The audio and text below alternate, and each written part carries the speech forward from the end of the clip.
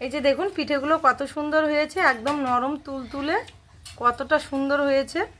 এইভাবে একবার পিঠে তৈরি করে খেয়ে দেখবেন, খেতে খুব ভালো লাগবে। সামান্য সুজি আর গমের আটা দিয়ে আর চালের গুঁড়ো দিয়ে যে এত সুন্দর পিঠে তৈরি করে নেওয়া যায়, একবার বাড়িতে না তৈরি করলে কিন্তু বিশ্বাসই করতে পারবেন না। দেখুন ভেতরটা কতটা ফাঁপা, একদম জালি জালি। এই যে দেখুন কত সুন্দর হয়েছে। এই পিঠেগুলো কিন্তু খেতে সবারই খুব ভালো লাগবে, তাই আমার অনুরোধ রইল এইভাবে একবার পিঠে তৈরি করে খাওয়ার। নমস্কার বন্ধুরা, আপনাদের সবাইকে অনেক অনেক স্বাগত জানাই।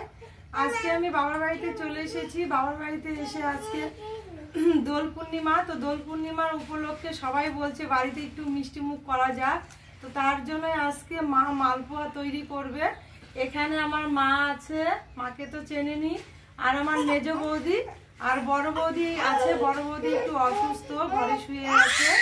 এটা হচ্ছে বড় বৌদির মেয়ে, আমার ভাস্তি, বড় ভাস্তি, আর ও হচ্ছে মেজ বৌদির মেয়ে। তো আমরা সবাই মিলে আজকে পিঠে তৈরি করব, আর রঙও খেলেছি। এই যে দেখুন আমাদের গালে ঠাকুরকে রং দিয়ে আমরা সবাই শুকনো আবির খেলেছি, খেলে পিঠে ভাজতে বসেছি। আপনারাও খুব ভালোভাবে রাধারানীর কৃপায় রং খেলবেন, সবাই খুব সুস্থ থাকবেন, সবাই খুব ভালো থাকবেন। তো এখন আমরা পিঠে তৈরি করব। তো আজকে পিঠেটা আমি তৈরি করব না, আমি পাশে বসে থাকবো। আজকে মা আর বৌদি মিলে তৈরি করবে, আমি আছি সঙ্গে। তো মা এখানে হাঁড়িতে গরম জল করে নিয়েছে। পিঠে তৈরি করতে গেলে, ভালো মালপোয়া তৈরি করতে গেলে কিন্তু গরম জল অবশ্যই লাগবে। তো গরম জল দিয়ে ব্যাটারটা ভালো করে তৈরি করে নেবে। মা তৈরি করে নেবে। মা তুমি তৈরি করে নাও ব্যাটারটা, আমি গুড় কেটে দেবো। মাম্মাম তুমি কি করছো? রান্না করছো?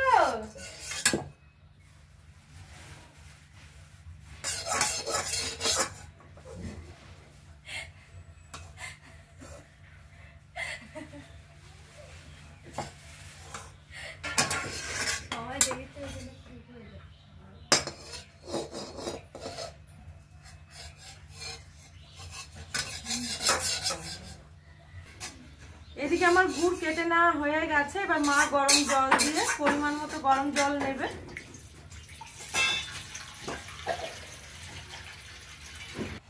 এবার গরম জলের মধ্যেই আমি গুড়গুলো দিয়ে দেব, তাহলে তাড়াতাড়ি গলে যাবে।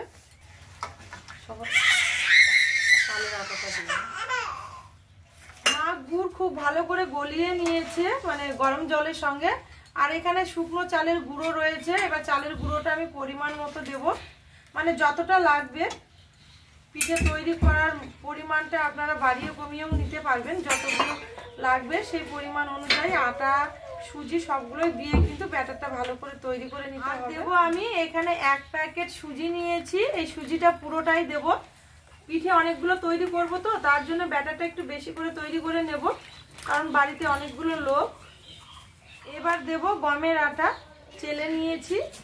গমের আটা, সুজি আর চালের গুঁড়ো দিয়ে পিঠে তৈরি করলে কিন্তু খেতে খুব ভালো লাগে, আর পিঠেগুলো ফুলবেও ভালো আর নরম হবে, খেতেও খুব ভালো লাগবে। এবার দেব আমি পরিমাণ মতো লবণ, ভালো লাগে।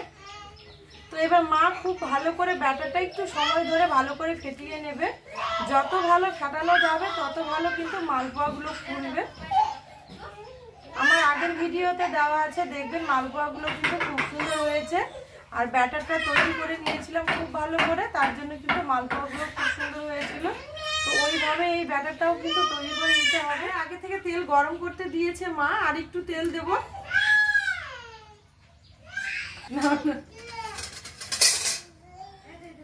দেখুন আমার ভাস্তি কি করছে, দুই বোনে শুধু সবসময় হাঁড়ি কড়াই রান্না বাড়ি নিয়ে খেলা করে। এই যে দেখুন সবসময় হাতা ছুলনি বাসন নিয়েই খেলে। এই যে দেখুন কি করে বেড়াচ্ছে। কি করছো তুমি? কি করছো? রান্না করবা? রান্না করবা? দেখুন মা কিন্তু অনেকক্ষণ ধরে খুব ভালো করে ব্যাটারটা তৈরি করে নিয়েছে, মানে ফেটিয়ে নিয়েছে। ফেটানো ভালো হলেই কিন্তু পিঠেগুলো খুব ভালো হবে। মা উপর থেকে তুলে দেখো ব্যাটারটা কিভাবে পাতলা আর না ঘন। এই যে দেখুন খুব ঘনও না আবার খুব পাতলাও না, ব্যাটারটা কিন্তু এইভাবে করে নিতে হবে। খুব যদি ঘন থাকে তাহলে কিন্তু মালপোয়াগুলোর ভেতরে একটু কাঁচা কাঁচা বা দলা ধরে থাকার মতো থাকবে, খুব একটা ভালো হবে না। তো ব্যাটারটা এইভাবে তৈরি করে নিলে কিন্তু খুব ভালো মালপোয়াগুলো তৈরি হবে। এবার এদিকে তেলটাও গরম হয়ে গেছে, ভেজে নেবে মা। তো এদিকে তেলটাও খুব ভালো মতো গরম হয়ে গেছে। এবার মা মালপোয়াগুলো ভেজে নেবে। দিয়ে দাও মা।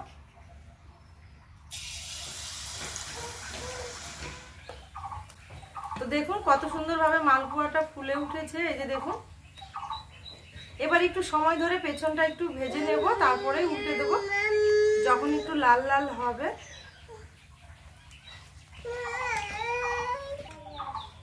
তো দেখুন পেছনটা লাল হয়ে গেছে, এবার উল্টে দেব। এই যে দেখুন কত সুন্দর হয়েছে পেছনটা। এবার মা আবারও একটা দিয়ে দেবে, একসঙ্গে কিন্তু দুটো করে ভেজে নেব, তাহলে কিন্তু তাড়াতাড়ি হয়ে যাবে। আবার দিয়ে দাও মা এক সাইডে একটা।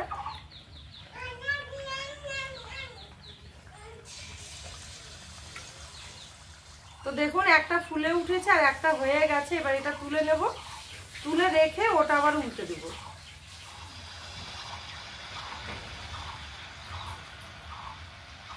এই যে দেখুন কত সুন্দরভাবে মালপোয়াগুলো ফুলে উঠেছে, একদম বলের মতো। দেখুন মা যেভাবে ব্যাটারটা তৈরি করে নিয়েছে, আর ব্যাটারটা কিন্তু সব সময় নাড়তেই থাকতে হবে। এইভাবে মালপোয়া তৈরি করলে কিন্তু প্রত্যেকটা মালপোয়া শুরু থেকে শেষ পর্যন্ত খুব ভালোভাবে হবে। তো দেখুন মা আমাকে পিঠে ভাজতে দিয়ে চলে গেল অন্য কাজে, তো আমি পিঠেগুলো ভেজে নেব। এই যে দেখুন কত সুন্দর ফুলছে, এইভাবে সবগুলো ভেজে নেব। আর আমি ভাজবো এই চামচে করে, ছোট ছোট করে।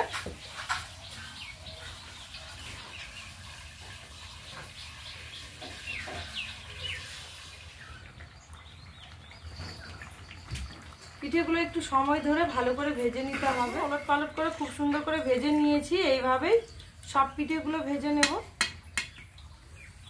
তো দেখুন দেখতে দেখতে পুরো আমি এক শাড়ির মতো ভেজে নিয়েছি, আরও একটু আছে ভাজতে। আর কত সুন্দরভাবে ফুলছে সবগুলোই। এইভাবে পিঠেগুলো লাল লাল করে ভেজে নিলে কিন্তু খেতে খুব ভালো লাগে, আর অনেক কয়দিন ধরে রেখেও খাওয়া যায়।